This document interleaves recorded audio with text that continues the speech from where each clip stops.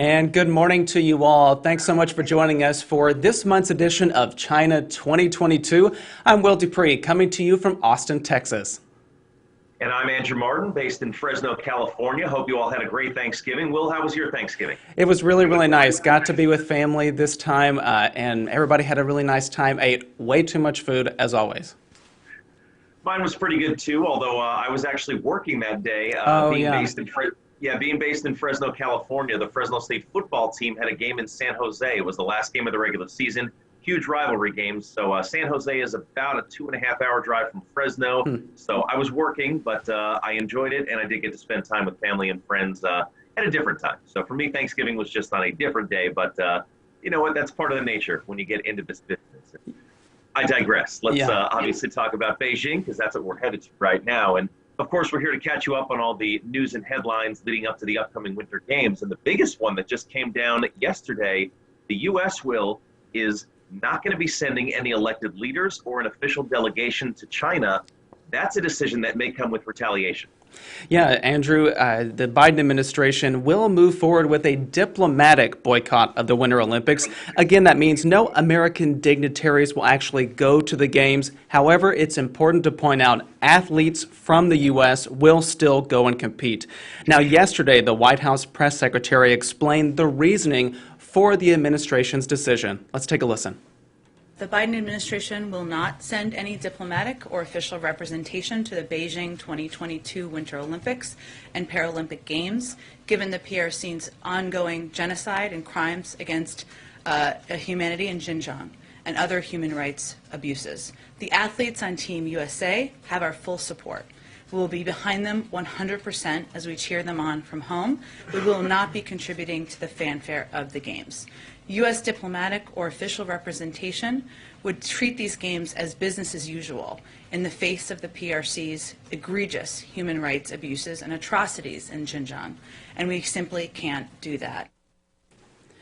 Andrew, we had heard from administration officials that this was forthcoming, and then again yesterday it became official confirmation. Yeah, well, it's going to be really interesting to see how this is going to play out, because China did warn that it would seek revenge if the U.S. proceeded with a diplomatic boycott. A spokesperson for China's foreign ministry told reporters recently that the Americans' move would be, and I want to get this quote correct, an outright political provocation. And he added, quote, "Without being invited, American politicians keep hyping the so-called diplomatic boycott of the Beijing Winter Olympics, which is purely wishful thinking and grandstanding.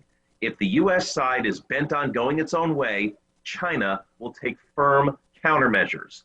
Now, that spokesperson would not specify what those countermeasures are. Now, the U.S. is not the only country to stage a diplomatic boycott of the upcoming Winter Olympics. New Zealand will not be sending any diplomatic representatives either. Its prime minister announced that yesterday. The reason for that was COVID-19, if you can believe it.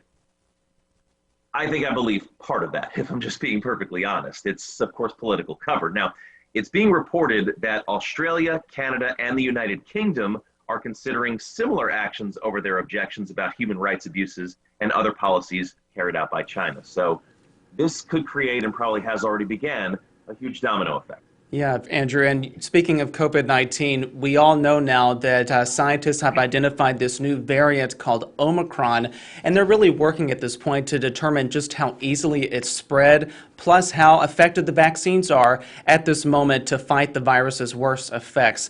And we wanted to share some information about Omicron this morning for all of you in case you didn't have this information already. Scientists first confirmed it in South Africa during the week of Thanksgiving. Now there are cases popping up here in the U.S. in more than a dozen states at this point. And according to the Centers for Disease Control and Prevention, the Omicron variant may spread more easily than other variants, including Delta. So far, the number of Omicron cases is small, so the current severity of illness and death caused by this variant is unclear. The Delta variant right now remains the dominant COVID strain in the United States. Now, Andrew, the other day I had a chance to talk to a doctor who is not only treating coronavirus patients at the moment, but also working in the past to develop one of the vaccines that's now available. Dr. Stephen Thomas, who is a staple for our Olympic shows, he's an infectious disease expert at the Upstate University Hospital in Syracuse, New York. He talked to me about some of the questions that are surrounding the emergence of this Omicron variant and how vaccine makers are addressing it. Here's some of our conversation from the other day.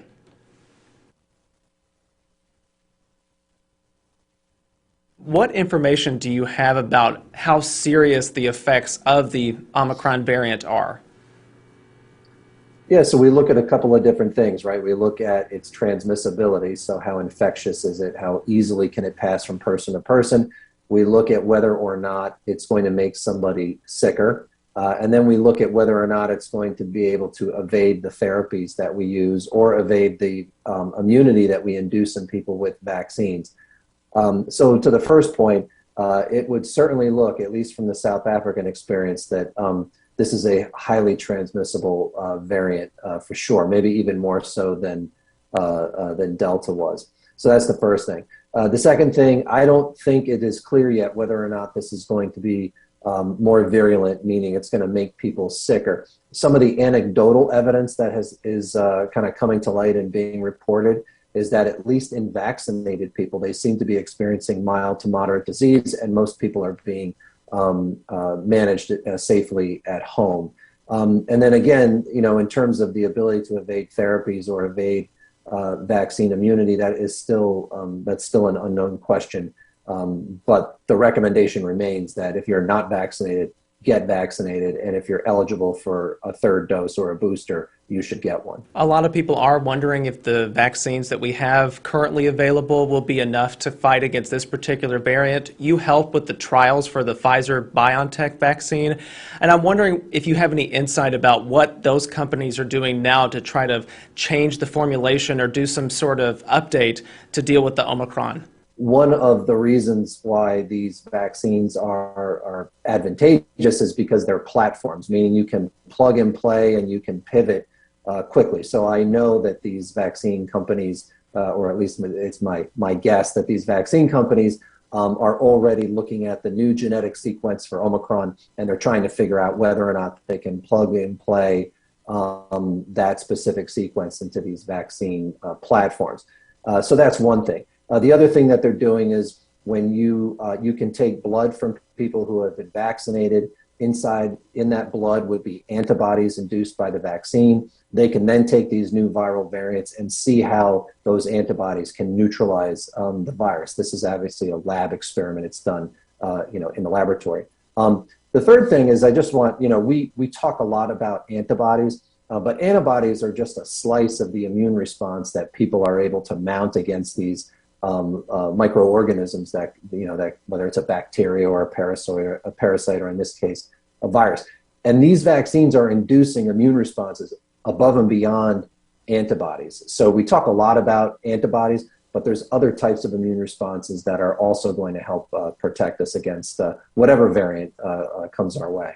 Our show is really focusing on the Olympics. You've joined us many times as we were preparing for the Summer Olympic Games, but here we are on the verge of another world gathering at the Winter Olympic Games, and a variant is emerging once again, and so our conversation is really having to focus on that. What concerns at all do you have about, these two things corresponding at the same time? One is that, in the winter, when people are not attending events, or even a lot of the events that they are attending, they're going to be inside. Right? So the ventilation is not going to be as good. There's not going to be any sunlight. People are going to be more closely packed together. So that's going to add a little more risk to the situation. On the other side, vaccine availability and vaccine access is much greater than when we first started talking about the Summer Games. So we have more tools available than we did before. And so, with those two things, I'm not sure exactly how it's going to go, because there are some things that work in our favor and there's some things that do not. So we'll have to see how this story continues to play out. Again there, Andrew, we heard from Dr. Stephen Thomas, who's with Upstate University Hospital in New York State. I also asked him what a lot of us are wondering is, what are the best ways to protect ourselves from the Omicron variant since it is emerging and popping up in different spots? And his advice is what many health experts have suggested. These are very familiar precautions that we should take now. That's right, and it begins with getting vaccinated, excuse me, with getting vaccinated and with getting boosted, excuse me, getting vaccinated and getting boosted. I actually got my booster shot 2 weeks ago, and everyone 18 and older is now eligible to get the booster shot. And for me, it was Pfizer. Remember, it's 6 months after your last shot if it's Pfizer or Moderna. And again, everyone 18 and older is now eligible to get the vaccine booster. Everyone 5 and older is eligible for the vaccine. It's, again, 6 months after the last Pfizer or Moderna shot, or 2 months after the Johnson & Johnson shot. Dr. Thomas also said that the other ways to stay safe, things that we should all be doing anyway, wearing masks, particularly indoors, and continue to practice social distancing. And that's something, correct me if I'm wrong, Will, but he said a few months, I want to say leading up to the Tokyo Games, he said that's something that we might have to do for the rest of our lives, which, you know, you think about it, you're like, well, wait a second. That's a long time, but if we want to stay safe, it makes sense. So you leave the house, right? You carry your wallet, your keys, your cell phone, and a mask with you at all times. Yeah, it's almost second nature for me at this point. I feel strangely if I don't have it on in kind of a public place like the grocery store. But anyway, we also wanted to point out that the International Olympic Committee really hasn't spoken much about the Omicron variant and its emergence kind of around the world. But we do know that organizers in Beijing have put a lot of strict protocols in place. And Andrew, these will apply to you since you're going over there to cover the Olympics. Yeah, as a matter of fact, I got an email yesterday from NBC telling all of us from the Next Star team that we must be fully vaccinated. If we're not fully vaccinated, then we can't complete the assignment. We are not going to be welcome into the country.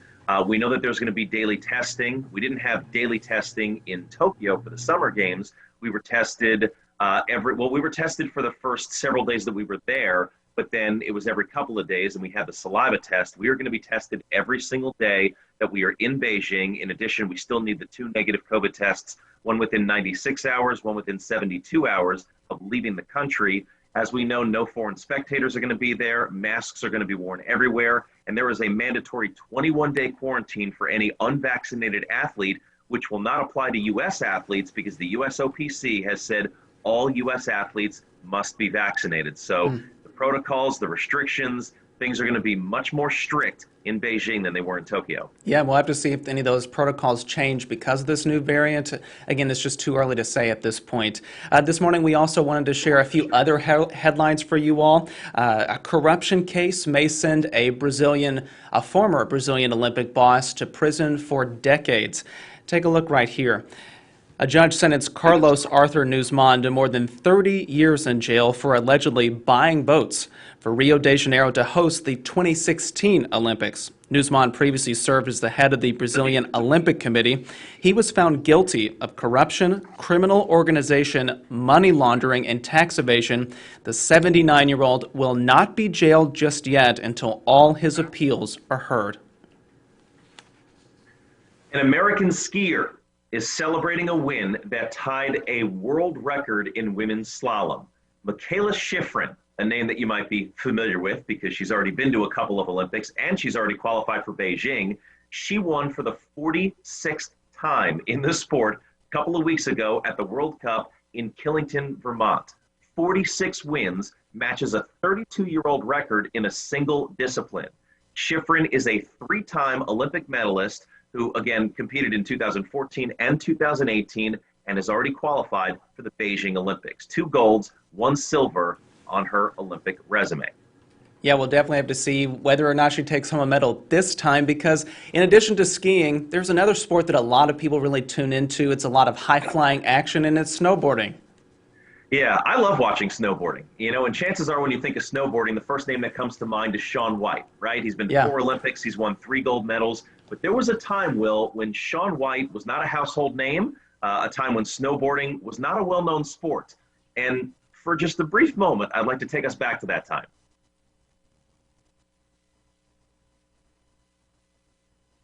Byron Stickler was born in 1970. He's 51 years old. He's certainly not 51 years old in this picture. You know, I was probably the second wave, actually, when it coming through. There was a big wave in the 80s, but I would say the second wave I was definitely part of. Snowboarding first became an Olympic sport in 1998. Byron Stickler began snowboarding 10 years earlier, in 1988. He was 18 years old. There was this little show-off quality to me. I mean, you really sort of have to have that to be a great athlete. 97 to 2001 when I was really competitive, really doing competitions. A competitive snowboarder before the sport became popular. What they're writing these days is everything is perfectly manicured. I mean, it's perfect. We didn't have that. It's been an interesting progression to watch the change of sport. Stickler was self-taught, and he learned how to snowboard by skateboarding. You know, I did a lot of pools and ramps. I liked it because I liked getting air later on. Byron Stickler taught himself well. Growing up in Central California, he traveled all over the state. In 1997, he won a national championship in slopestyle. My dream day is there's 2 feet of fresh powder that's super cold, there's no wind, and snow is just slightly coming down, and you look at the run in front of you and nobody's touched it. That's the best feeling of it.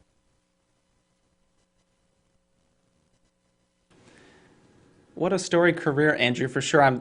I love you bringing us that perspective because, again, we hear so much about people like Shaun White or Chloe Kim or something like that, but he really kind of kicked things off for a lot of these competitors who are out there right now. He did, yeah. So he's in his 50s right now, Will, which means he doesn't get out on the mountain, as much as he would certainly like to. But the fact that he got in before the sport was really popular, you saw in the video right there, 2 of those snowboards. The one on the left, if you can remember it, that had all those stickers, he actually made that himself. And for the bindings, he took some old tires, the rubber from the tires, and just kind of strapped it in there. He created his own snowboard, and he's had that thing for 30-something years. Wow. So, just a guy who's got a passion for a sport, and he's really, really interested in watching, certainly the development of it. But he was rattling off stats and figures to me, and I'm just like, I've heard of some of these athletes, but he knows it backwards and forwards, left and right. So good guy who's now a history teacher at Madera South High School in the Central Valley of California. So really good guy. I enjoyed putting that story together. What an interesting career he's had, too. He has, yes. And as we look ahead to the future, we wonder what snowboarding will look like in the year 2030. Of course, we know where the next Olympics will be held and the Olympics after that. They've actually named the Olympic cities for several of the next cycles, but 2030 is a year that, the Olympics might be returning to Japan. We just had the Olympics in Tokyo, the Summer Games, but Sapporo, Japan could potentially host the 2030 Winter Olympics. We've got photos for you from 1972, which is the last time that Sapporo hosted the Winter Olympics. And recently, the city's mayor said that he has a plan. He wants these Olympics, and he has a plan to cut his Olympic budget by about 20%. A lot of that will have to do with holding, using existing venues. That's part of his big plan. The Olympics, as we all know, is it's very expensive to host an Olympics. Now, the mayor of Sapporo said that they would have to refurbish some of these existing venues if they were used in 1972. So that could cost some money still. The IOC has yet to announce when it will choose the host city for 2030, but we also know that the bidding process has changed in recent cycles. So my guess is if they like Sapporo, they'll announce it in the not-too-distant future. Again, we'll have to wait and see if that's the decision that they go with. Yeah. So what are you doing in 2030? You ready to go to Sapporo? I mean, why not? Why not book the ticket now and then just hope that it all works out that way? Yeah. Yeah. Just try and get the window seat, economy plus, right? I could probably afford it at this point if I just kind of put the down payment down now, and then we'll see what happens in the future. Yes.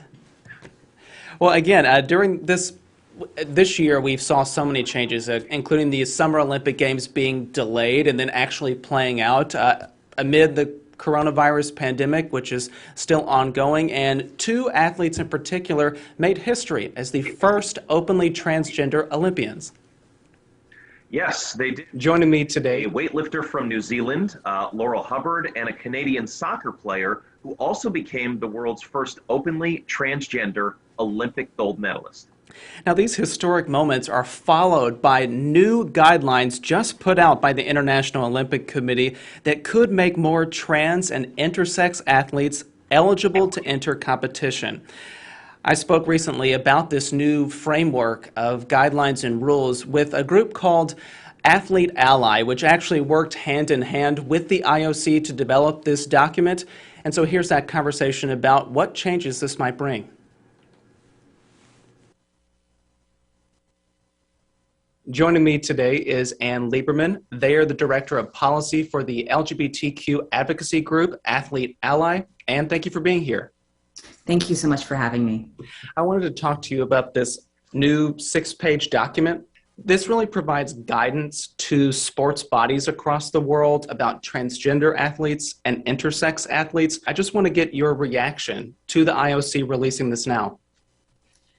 I'm thrilled that they released it now ahead of Beijing. We've been working really closely with the IOC, as have a number of other individuals and organizations, to ensure that this framework is as inclusive as possible for all athletes. What are some of the marquee things that are spelled out in this framework that stand out to you at this point? It recognizes and upholds gender autonomy, so meaning that each individual determines their gender identity and should be able to participate in sports in line with their gender identity. This framework ensures that no athlete is banned from competing based on what they say in the document, an alleged or unverified advantage. So essentially what that means is it shifts the burden of proof from the athlete to the sport governing body to develop criteria in line with ethical, cultural, and legal standards that must be rooted in credible peer-reviewed research. Part of this is also the recognition of the fact that testosterone is not the single determinant of what makes an elite athlete, and that success of athletes at the highest levels of sport is far more complex. The third major piece of this is this framework essentially means the end of sex testing and other medically unnecessary procedures or treatment for athletes with intersex variations. And these are procedures that have caused tremendous harm and trauma to women across the globe, but especially Black and brown women from global South countries. What are the concerns about this moving forward? Because as I understand it, the ball is now in the court of some of the countries that are doing organizing as well as sports themselves. Correct. The IOC in this next phase of the framework is really working on robust educational campaigns and capacity building support around implementation for the governing bodies, because of course a policy is only as strong as the implementation processes surrounding it. So it's absolutely a concern, but the IOC is well aware of those concerns and is going to continue to engage stakeholders outside of the IOC to help with some of those implementation processes and educational campaigns. We cannot ignore the political environment this framework is coming in now. I am here in Texas, where lawmakers approved a law banning transgender students from participating in sports that correspond with their gender identity. Lawmakers who have pushed this have said that this is all about fairness. However, I really want to point out something that this framework contains and read it verbatim. The framework says, quote, athletes should not be deemed to have an unfair or disproportionate competitive advantage due to their sex variation, physical appearance, and/or transgender status. With an entity like the IOC coming out and directly contradicting some of these arguments that lawmakers have made when pushing these laws and restrictions, how significant is that?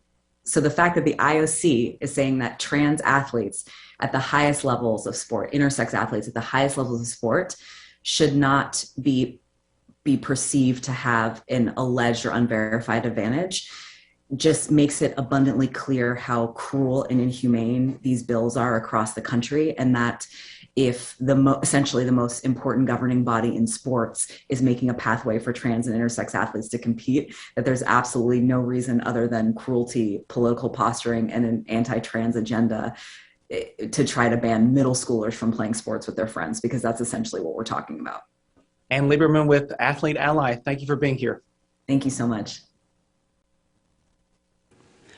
Really interesting conversation there with Ann Lieberman with the group Athlete Ally. That group is actually going to work now, so they help with kind of the planning phase of this and introducing some transgender athletes to the IOC to develop this document. But now they're really going to follow up to see how this is implemented really all across the world. And that's the next piece they're really paying attention to, because the IOC says these rules that they laid out in these guidelines are not mandatory. They're just kind of a model for other countries and sports bodies to follow.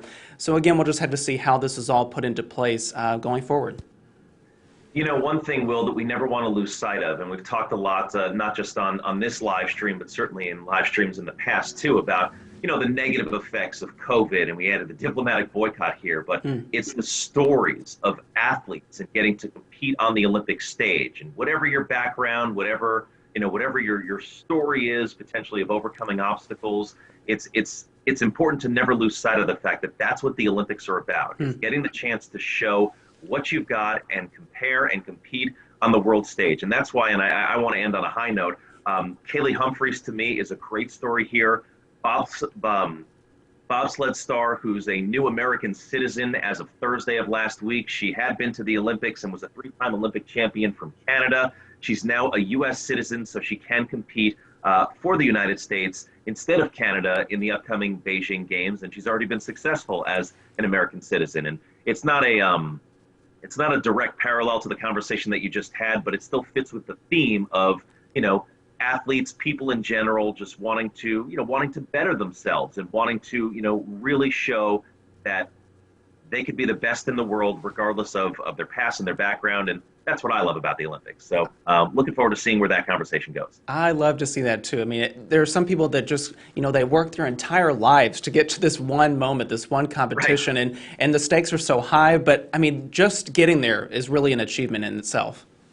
And one thing that we should point out too with this, diplomatic boycott is, so the United States will not be sending an official delegation to China, but the athletes are still welcome, at least for right now. Who knows what the political climate's going to be in February? But at least for right now, anyway, the athletes will be supported, they will be welcomed, and they will be celebrated for whatever they're able to accomplish. So even though there's not going to be an official delegation that has nothing to do, you know, with the specific Olympic Games, it is more to do with the, you know, with the human rights abuses in the U.S. just not wanting to support China in that realm too. But yeah, it's all about the athletes, and that's, you know, I go back to the curling example. I've used this before from Pyeongchang. You've got the curlers, Team Schuster, which is already qualified for this upcoming Olympics. You know, they were rock stars for the 2.5 weeks that they were there. You know, they win gold and everyone's excited. People are like, well, wait, I want to get into curling. You know, what are the rules? How big, you know, is the actual stone and how much does it weigh? And so, you know, being able to share stories like that with the world and let people get their, you know, hopefully more than 15 minutes of fame, but certainly just be in the spotlight. That's what it's all about. So that's why I love the Olympics, and that's why I keep saying yes every time they ask me to go, because I love telling those stories. Well, we cannot wait to see what unfolds for you all and all the stories you get to tell when you go to Beijing. But for today, this is the end of our December China 2022 show, and we'll be back in 2022, coming up in January. Yeah, we'll see you next year. Yeah. We'll see you next year. We're done for this year, and we are less than 60 days out from Beijing. So, wow. Yeah, so to everyone out there, thanks, of course, for continuing to watch. Happy New Year. I guess we should say that, and we'll see you again in 2022. All right, everybody. Take care. We'll see you then.